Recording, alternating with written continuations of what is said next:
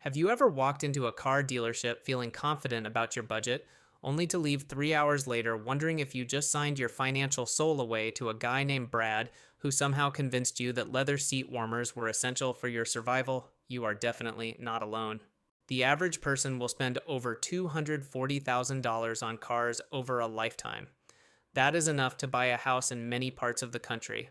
Yet most of us put more research into choosing a Netflix show than into one of the biggest financial decisions we will ever make. I am Hamster. I help people navigate personal finance without drowning in debt or questionable life choices. If you are tired of making decisions based on whatever sounds good in the moment, hit subscribe and give this video a thumbs up. Today, we are going to break down the truth about whether you should buy, lease, or finance your next vehicle.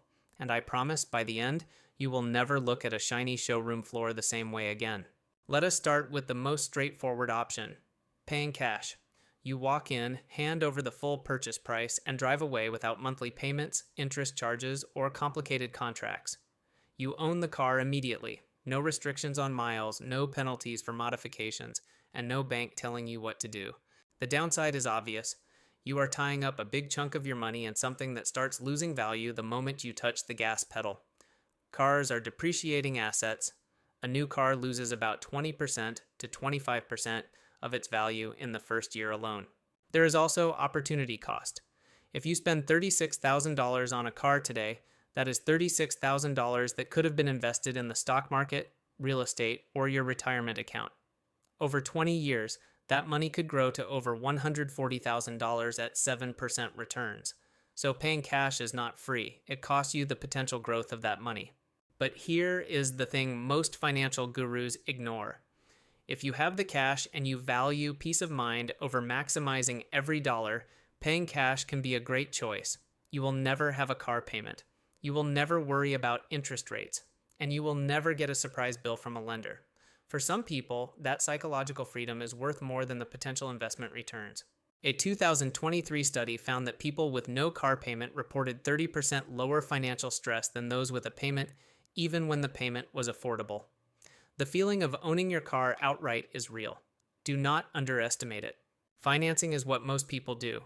You put down a deposit, borrow the rest, and make monthly payments until the loan is paid off. At the end, you own the car free and clear. The appeal is that you do not need the full purchase price up front. You can spread the cost over several years. You still own the car, so you have the same freedoms as paying cash. And you keep your cash available for other investments or emergencies. The catch is interest. You will pay more overall because you are borrowing money. Current car loan interest rates for someone with excellent credit might be around 7% to 8%. For someone with poor credit, rates can be 15% or higher. Let us run a real example. You want a $36,000 car. You put down $5,000, about 14%. You finance $31,000 at 8% interest for 4 years, 48 months. Your monthly payment is approximately $760. Over the loan term, you pay about $5,500 in interest. Total cost, $41,500. Now, here is where people make a huge mistake. They focus only on the monthly payment, not the total cost. A dealer might say, I can get your payment down to $500 a month. But they do not mention they stretched the loan to 7 years, 84 months. Same $31,000 borrowed at 8% over 7 years gives you a monthly payment of about $485. Sounds great, right? But you will pay over $9,700 in interest, making total cost nearly $46,000. That is almost $4,500 more for the same car. The average car loan term in the US is now over 70 months. That is nearly 6 years of payments. By the time you pay it off, the car is old and you have paid thousands extra. If you finance a car and it depreciates faster than you pay down the loan, you become upside down. You owe more than the car is worth. This is common with long loans. If you need to sell the car or it gets totaled, you could still owe thousands. Gap insurance can help, but it is another cost. Leasing is renting a car for a fixed period, usually 2 to 4 years. You make monthly payments, but you do not own it. At the end, you return it and either lease another or walk away. Lease payments are lower because you are only paying for the portion of the car's value you use during the lease term, plus interest and fees. Example, a $36,000 car might be worth $19,000 after 3 years. You pay for that $17,000 in depreciation plus interest. That might be $365 to $420 a month instead of $760 for financing. Leasing appeals to people who want a new car every few years, enjoy the latest technology, and do not want to deal with selling a used car. You are usually under warranty, so major repairs are not your problem. But leasing has serious downsides. Mileage limits, typically 10,000 to 12,000 miles per year. Go over and you pay 20 to 30 cents per mile. A 2,000-mile road trip could cost you $500 in fees. Condition requirements, normal wear and tear is allowed, but dents, scratches, or stained seats can cost you hundreds at return. You cannot modify the car, no window tint, no roof rack, no hitch, and you never build equity. After 3 years and about $15,000 in payments, you own nothing. You just restart the cycle with another lease. If you always lease, you always have a car payment. Forever. That is fine if you value new cars and the lease fits your budget, but it is not building wealth.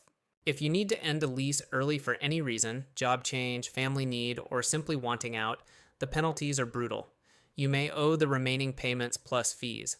It is not like returning a rental car. Leases are contracts and breaking them is expensive. Personal contract purchase, PCP, is a hybrid that dealers love because it keeps you coming back. You put down a deposit and the dealer sets a guaranteed future value, GFV, for the car at the end of the contract. Your monthly payments cover the difference between the price and the GFV plus interest. At the end of the contract, you have 3 options. 1. Return the car and walk away like a lease. 2. Pay the GFV as a balloon payment and keep the car. 3. Use any equity, if car is worth more than GFV, toward a new car. The allure is flexibility, but the numbers are often worse. PCP deals usually have higher interest rates than traditional financing. The GFV is set conservatively to protect the dealer, so you rarely have positive equity. Same $36,000 car, $5,000 down, 3 years, GFI set at $19,000. Monthly payment might be around $480. If you return the car, you have paid about $22,300 and own nothing. If you pay the balloon, total cost is about $41,300, similar to financing but with higher interest hidden in the payment. And the balloon payment of $19,000 is due as a lump sum. Most people do not have that cash, so they refinance or roll into a new PCP, extending the debt forever. Dealers love PCP because it locks you into their ecosystem. Every few years you come back for another deal, and they roll your old balance into a new contract. You never escape the monthly payment. When you trade in a car with negative equity, dealers often roll that amount into your new loan or PCP. You end up paying interest on the old debt plus the new car. This is how people end up owing $40,000 on a car worth $25,000. Let us compare the same $36,000 car over 3 years using each method. Assume 12,000 miles per year. Good credit. Cash. Pay $36,000 up front. Sell car after 3 years for about $19,000. Net cost, $17,000. Financing, 4 years at 8%, $5,000 down, $31,000 loan. Total payments $41,500. Sell car for $19,000. Net cost, $22,500. Leasing, 3 years, $5,000 down, monthly $390.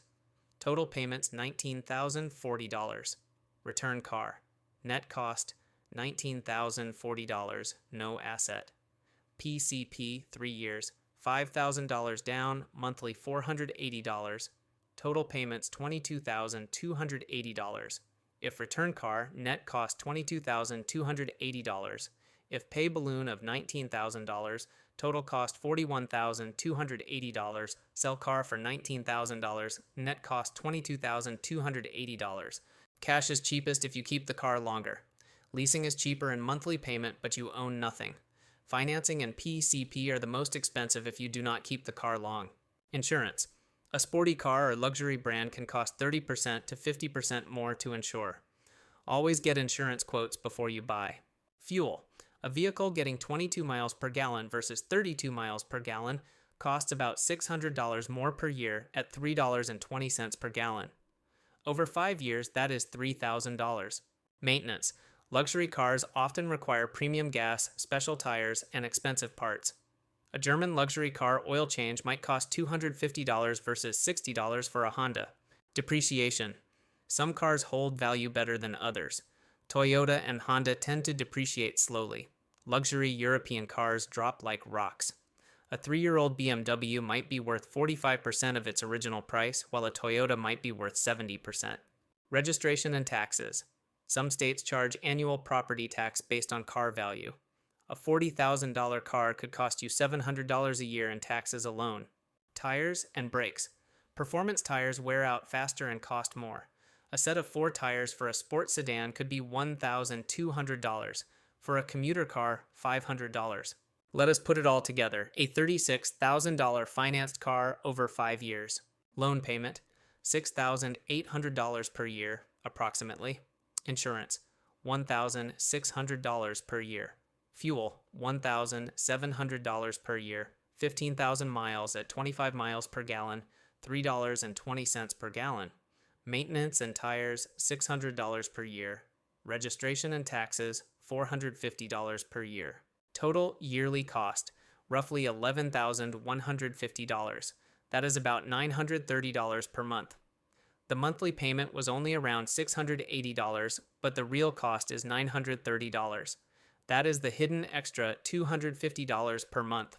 Before you sign anything, ask yourself, what do you actually need from a vehicle? Most people drive alone, less than 40 miles a day. Yet we buy SUVs and trucks because marketing makes us feel inadequate. Do you need all-wheel drive? Unless you live in a snowy mountain, front-wheel drive with good tires is fine. Do you need a third row? If you have 2 kids, maybe. But do you need a $60,000 luxury SUV, or would a $25,000 minivan or hatchback meet your needs? The less you spend on the car, the more you can invest. A $20,000 reliable used car combined with $300 a month invested at 7% over 20 years gives you over $150,000. That is real wealth. So, buying a cheaper car and investing the difference is often the smartest financial move of all.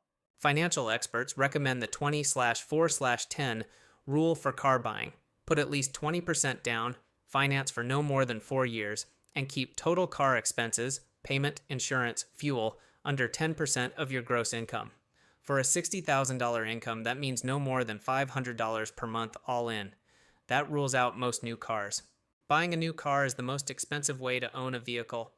The biggest depreciation hit happens in the first 2 to 3 years.